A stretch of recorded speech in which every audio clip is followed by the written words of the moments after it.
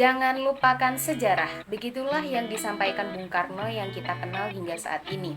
Sebagai generasi muda, sudah seharusnya memiliki pemahaman yang baik akan sejarah, karena hal ini sangat penting.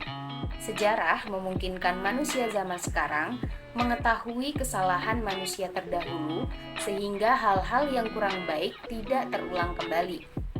Pancasila juga berperan dalam sejarah ketatanegaraan Indonesia.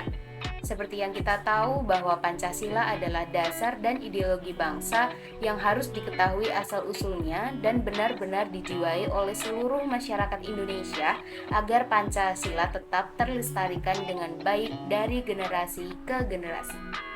Video ini bertujuan untuk mengetahui bagaimana penanaman sejarah bangsa terhadap seluruh lapisan masyarakat berdasarkan pada wawancara di Malioboro, Rabu 28 Desember 2022.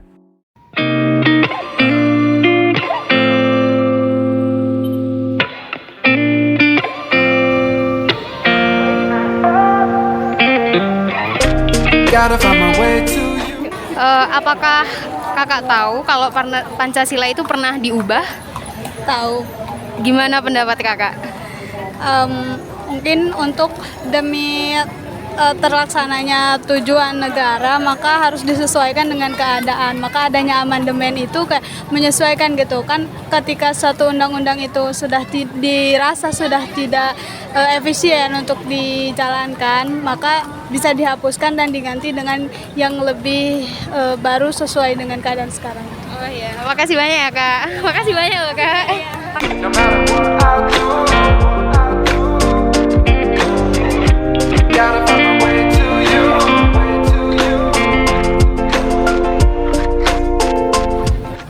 Menurut Anda, apa yang terjadi dan jika semisal Indonesia belum merdeka? Bisa jadi di negara Indonesia ini akan ada penjajahan di mana-mana dan tetap selalu ada sebelum Indonesia merdeka.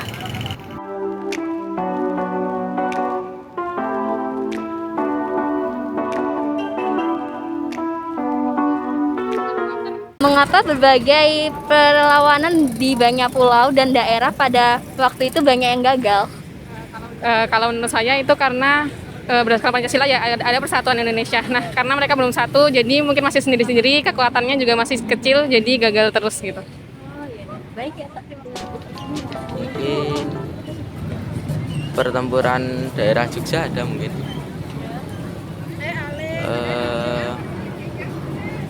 Pertempuran daerah Banten, Aceh mungkin. Oke, terima kasih atas jawabannya ya. Makasih Kak.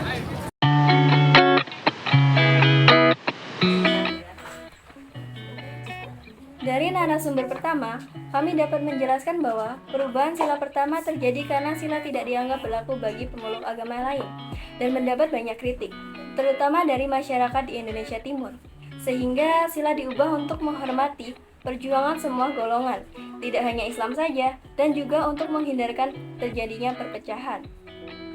Ada beberapa peperangan yang terjadi di Indonesia, namun kami akan membahas 3 di antaranya. Yang pertama, Perang Aceh muncul karena Belanda ingin menguasai wilayah Kesultanan Aceh yang menjadi penting setelah dibukanya Terusan Suez. Sebelum Perang Aceh terjadi, Belanda berhasil menguasai kesultanan dari Langkat, Asahan hingga Serdang melalui perjanjian Siak tahun 1858. Padahal di daerah-daerah tersebut berada di bawah kendali Kesultanan Aceh. Perang Banten. Perang Banten dilatar belakangi oleh 1. Adanya keinginan VOC untuk memonopoli perdagangan di kawasan pesisir Jawa. Yang kedua, adanya blokade dan gangguan yang dilakukan VOC terhadap kapal dagang dari Cina dan Maluku yang akan menuju Banten. VOC menerapkan divide et impera atau politik adu domba untuk menguasai wilayah Banten. VOC memanfaatkan putra mahkota bernama Sultan Haji untuk mendapatkan kelemahan Sultan Ageng Tirtayasa. VOC melihat keinginan Sultan Haji untuk menguasai Banten, sehingga VOC mendorong Sultan Haji untuk merebut kekuasaan dari ayahnya. Demi mendapatkan bantuan dari VOC, Sultan Haji membuat kesepakatan dengan VOC untuk mengeluarkan ayahnya dari Kesultanan Banten. Hal itu dilakukan Sultan Haji karena takut tahta kerajaan akan dilimpahkan kepada Pangeran Purbaya sebagai saudaranya. Perang Jogja.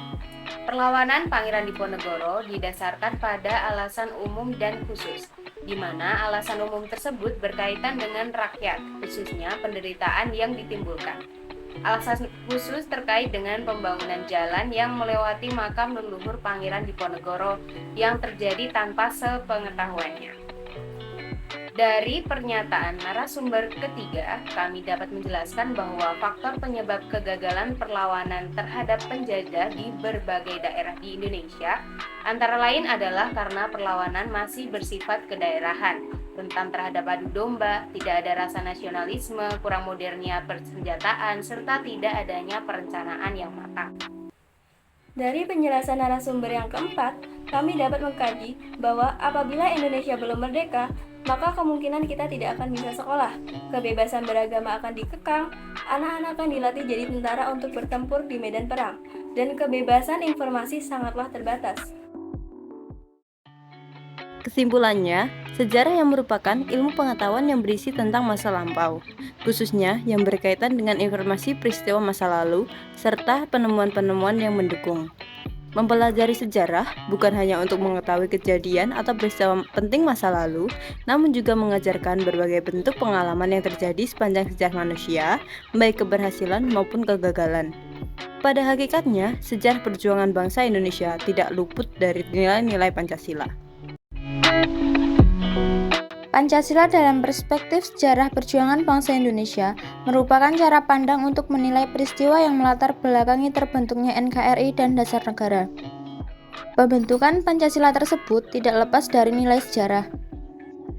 Banyak sejarah yang telah terjadi di kehidupan bangsa Indonesia, seperti perubahan Pancasila Sila Pertama.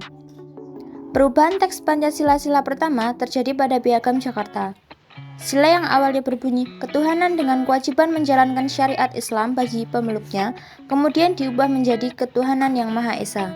Hal ini dilakukan karena mengetahui bahwa agama di Indonesia tidak hanya agama Islam, demi menumbuhkan rasa toleransi dan merukunkan semua umat beragama. Selanjutnya, sejarah yang terjadi adalah pertempuran fisik dan bersenjata di Indonesia. Banyak pertempuran yang terjadi baik sebelum kemerdekaan maupun setelah kemerdekaan. Pertempuran-pertempuran ini terjadi dikarenakan ingin mencapai dan mempertahankan kemerdekaan. Kemerdekaan itu sendiri bagi bangsa Indonesia dapat dimaknai sebagai negara yang bisa menjalankan pemerintah dan kedaulatan wilayahnya sendiri.